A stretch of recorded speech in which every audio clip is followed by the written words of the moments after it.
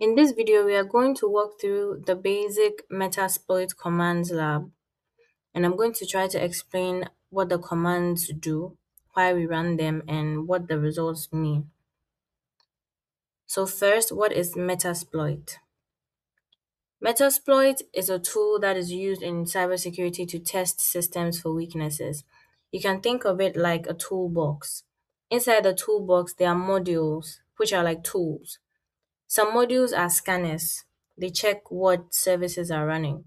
Some modules are exploits. They try to take advantage of a vulnerability. And other tools for testing security also exist. So today we are not hacking anything in this video. We are just learning how to use the toolbox properly. So to start Metasploit, we'll start in the terminal and we'll type msfconsole. msfconsole is the main place where we control Metasploit. So when we start it, we see this Metasploit framework console, and we see Metasploit version and then the version. So it simply means we are now inside Metasploit. I'm going to type help. I want to know the available commands, and we see here a number of commands: help, search, use, set, and other commands. So I'll try to go through them one by one. The first command I'm going to use is search. I'll just type search. When I type it, you see that it gives a message. It's basically saying search needs a keyword. So instead of just search, we have to use a keyword. I'll type something like search SSH and I get this. So this means that Metasploit found a tool that can scan SSH and check the SSH version. So the search is like we are saying show us the modules that are related to this word, to the word SSH. We can try another example like search FTP and we get these results. We get an FTP scanner module and an FTP exploit module. Search simply helps you discover what tools exist inside Metasploit. You can use search SSH, FTP, HTTP, and there are so many other modules that we can use. So now that we found a module, we want to select it. We'll type use, and then I will use the SSH, the results we got for the SSH, the module we got for SSH. So I'll copy this, and then I'll paste it here. Now we are using use because Metasploit has different tools and you have to choose one tool before you can run it. So when I press enter, we see this loaded module. This means the tool is active. We can use show options to see the settings, right? And we see here module options, we see roast required. So roast means remote hosts. That's the target machine's IP address. So Metasploit is telling us it needs to know what computer that we want to scan. So before running anything, we have to set that option because it's required. I'm going to use the set command to set the target IP. So set, then roast, then I'll try maybe 192.168.1.100. If I press enter, it says set roasts, then you see the IP address. It tells us that Metasploit knows our target now. Then we can use run, the run command, to execute the module. When we press enter, we see no SSH service detected or connection failed. This is not a problem because in this lab we are only trying to learn the commands. So it's not a problem. That is how this lab is supposed to be. But in the real world, it would probably mean that Metasploit couldn't find the SSH service that we are looking for. So for this lab, the important part is that we're able to load the module and we're able to set the required options and we run the module. Then we can use exit to go back to the normal terminal. And it says exiting Metasploit. So we've exited Metasploit. So in this lab, we didn't need to hack anything. We just learned how to find modules, how to load modules, how to set the required values, and how to run modules, and then we understand the output.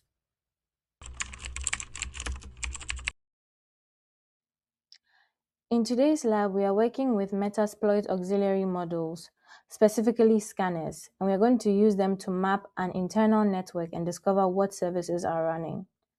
The goal of this challenge is very simple. We are given an internal network range of 192.168.56.100.2.105, and we are supposed to figure out which machines are alive, which ports are open, what services are running, and what versions those services are using. So we are doing a form of reconnaissance.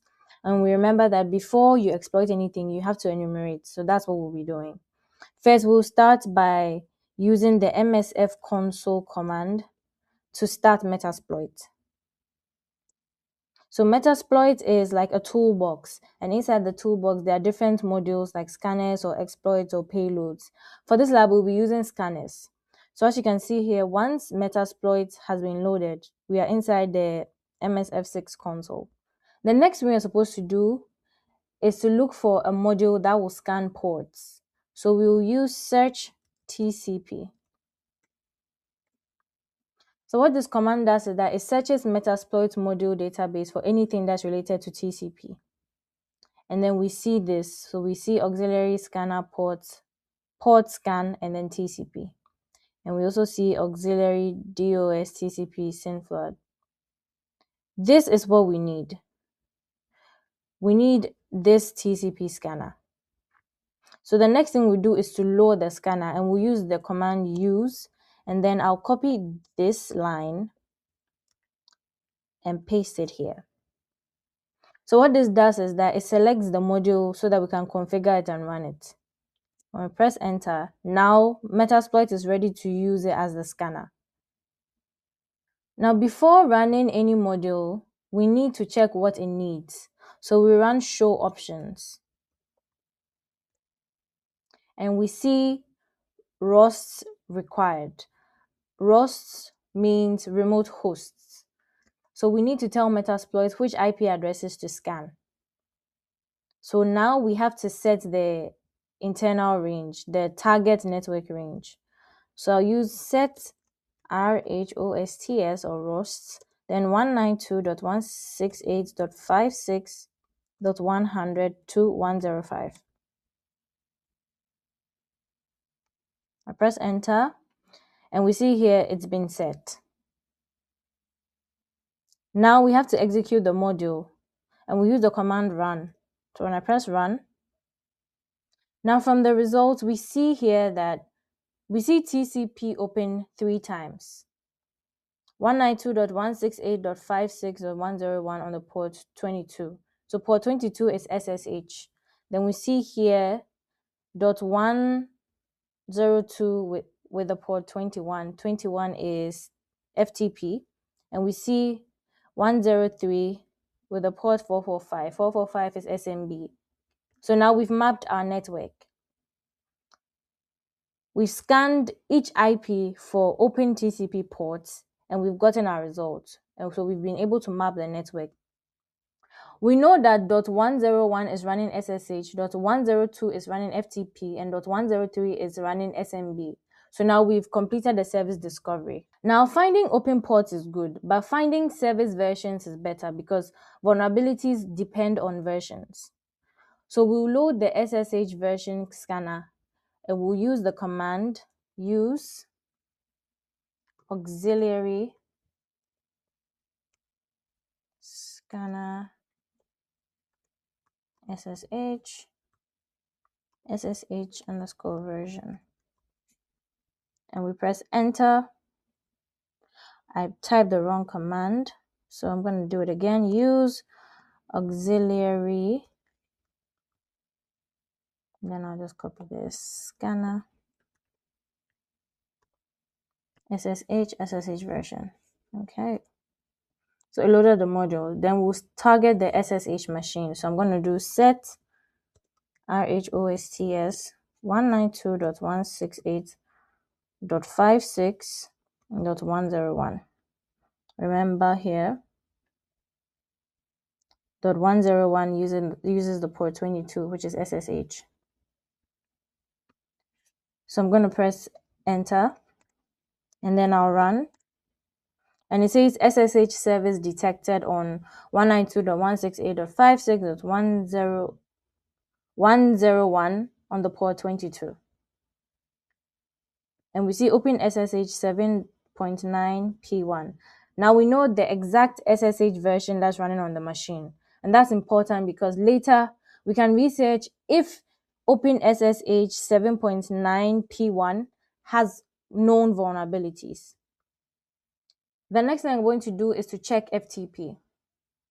So use auxiliary scanner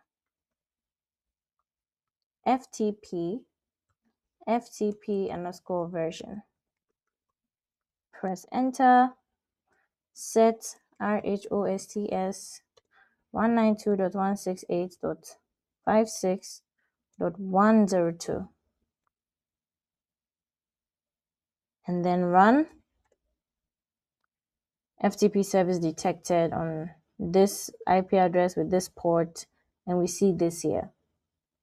Now VSFTPD 2.3.4 is a famous vulnerable version. So that means that this machine can potentially be exploited in a real world scenario. So this step is just giving us information that can guide the next move for an attack. So this lab teaches us about reconnaissance. It teaches us how to search for modules, how to load modules, how to configure required options, how to scan networks, and how to detect service versions.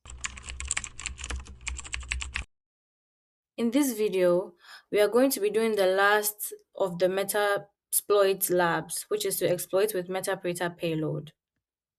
We are going to exploit a vulnerable Windows machine using EternalBlue, and we'll attach a Meterpreter payload and get a remote shell. I'll try to explain the commands and the results. So the challenge says we're supposed to use an exploit, set the required options, attach a payload, and then we'll receive a simulated Meterpreter shell.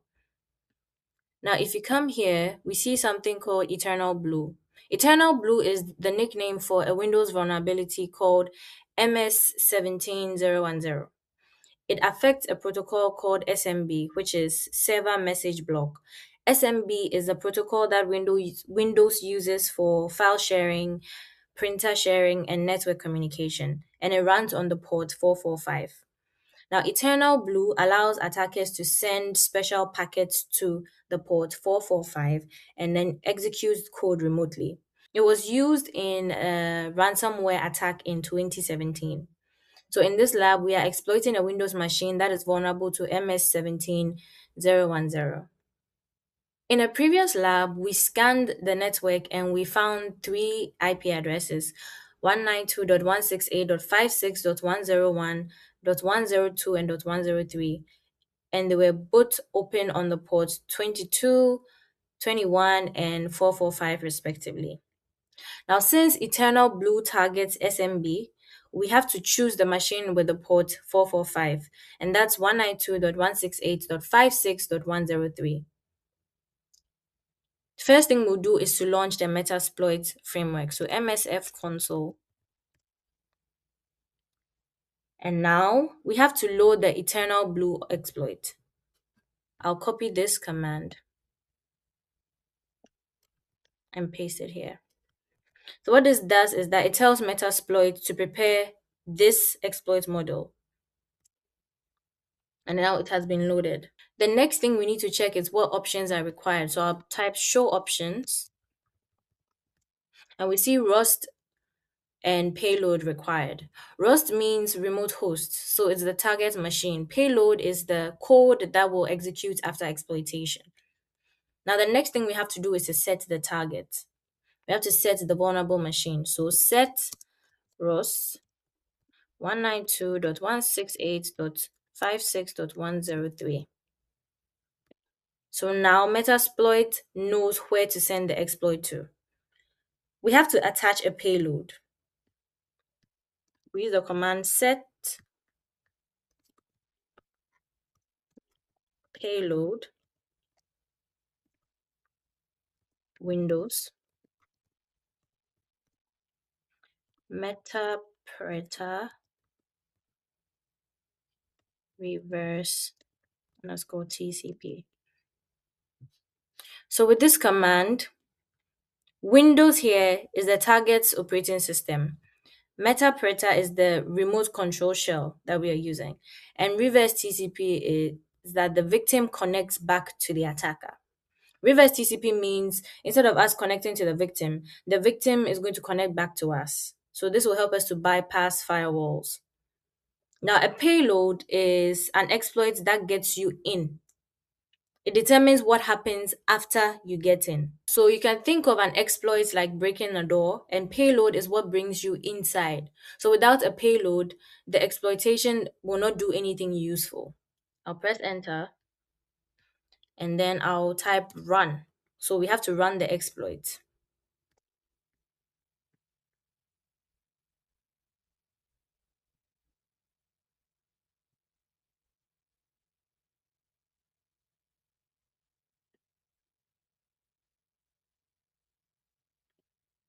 Now, if you look here, we see host is likely vulnerable to MS17010. Then we see connection established for exploitation. We also see EternalBlue override completed. Meterpreter session 1 opened. So this tells us that the host is vulnerable and the exploit succeeded. The payload was executed and now a Meterpreter session has been created. So now we are inside the machine. So to confirm our access, I'm going to type get UID and it tells us server username NT authority system.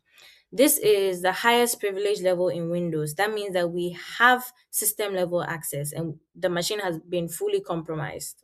So for this lab, we scanned the network. We identified the SMB on 192.168.56.103. We loaded the EternalBlue exploit. We set roast. We attached a Meterpreter payload, executed the exploit, gained system level access. So we've done a complete exploitation workflow.